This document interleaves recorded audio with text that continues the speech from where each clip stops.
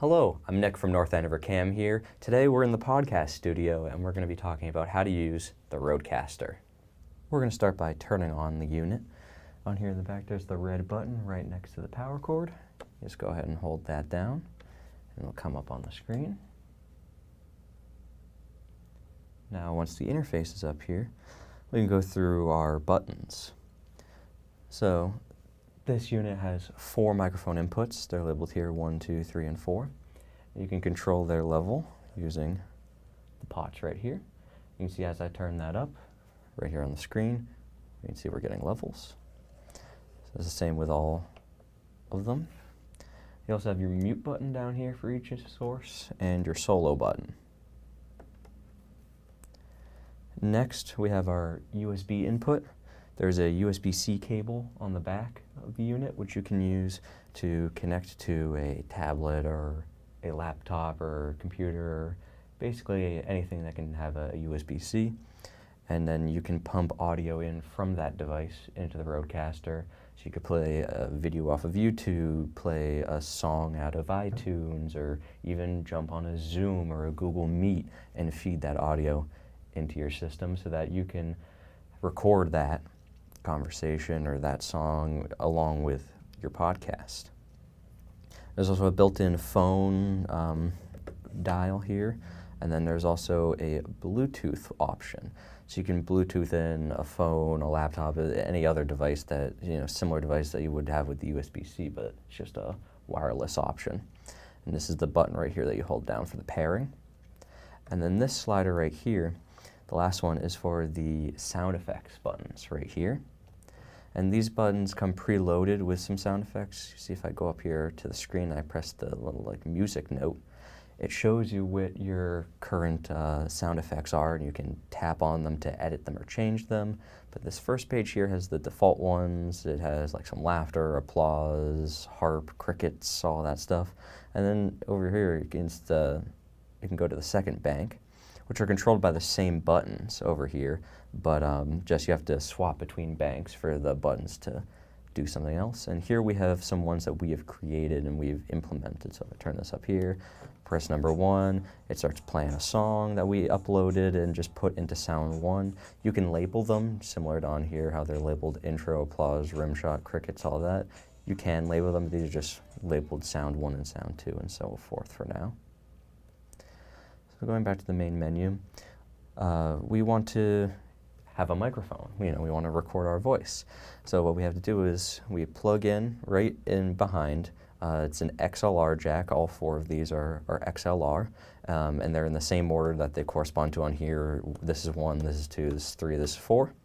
Here we have our microphone that we're going to be using today. We have 4 of these in our podcast studios. They're just Shure condenser mics on these arms here. And we have them hooked up right now, 1, 2, 3, and 4 in the back of the unit. So I'll move that out of the way. And to make sure that we're ready to go on this first microphone that's right in front of me, I'm going to press 1 here. And it's going to bring up the screen, and you'll have 4 options: microphone, level, audio processing, and voice. In the microphone section is where you can choose what type of microphone you're using, which will help inform the rest of the settings on the unit. So they have some built-in options for this. Since it's a Rode unit, they have a bunch of their Rode microphones, the Pod Mic, the Procaster, the Broadcast, the NT1, all of the ones that they make. They also have a built-in option here for the EV-RE20, which is a very popular podcasting and radio microphone as such. But if you don't have exactly one of those, like we do, we have a Shure here, they have just a condenser and a dynamic option. And most of the microphones you'll be using will fall into one of those 2 categories. We'll choose our condenser option, and if we go over here to level, you see that when I choose the condenser option, it automatically sets my level to 18 and turns phantom power on. And if I move the mic up to my face, you can see we're getting a pretty healthy level right there. So that's the default setting. You can, of course, change the level if you want, turn it up or down as you choose. But the default options are pretty great. And then if I was to go back to microphone and choose dynamic and go to level, see how it automatically turned phantom power off and bumped the level to 35.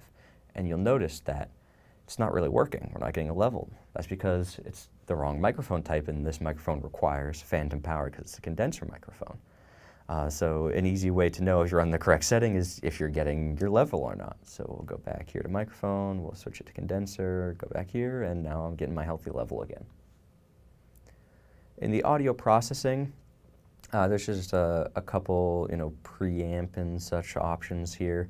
By default, it just puts the processing on with the de-esser and the compressor.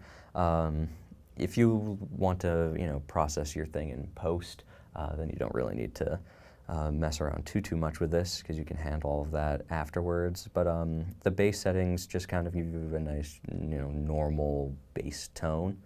And then if you go into the voice option, you have your voice tone option. So depending on who is sitting here, who is going to be on your show, you can kind of tailor a little bit. If they have a deep voice, so just a normal medium or a higher voice, to give kind of a better sound, and also the strength. If you're right up on the microphone or if you're far away, that could also affect the strength along with just the normal speaking tone and pattern of each person. Let's go back to the home here. Up here we have some dials.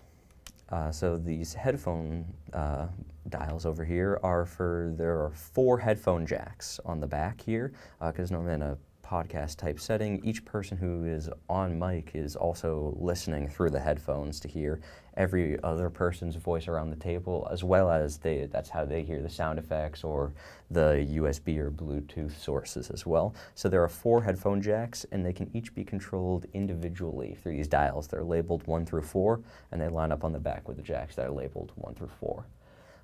And this is, each person can have a different volume, if whatever their personal preference is.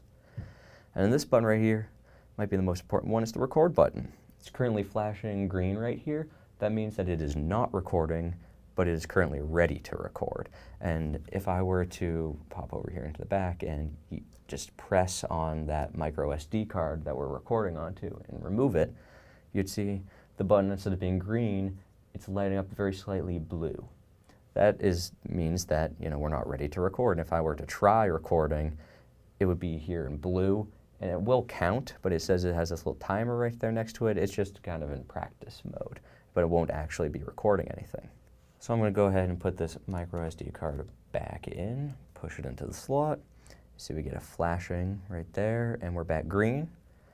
And this little SD card logo right here on the screen, it's green, and underneath it, it has how much time recording space we have left at the current settings. We have 3 hours and 22 minutes left on this card before we have to worry about that.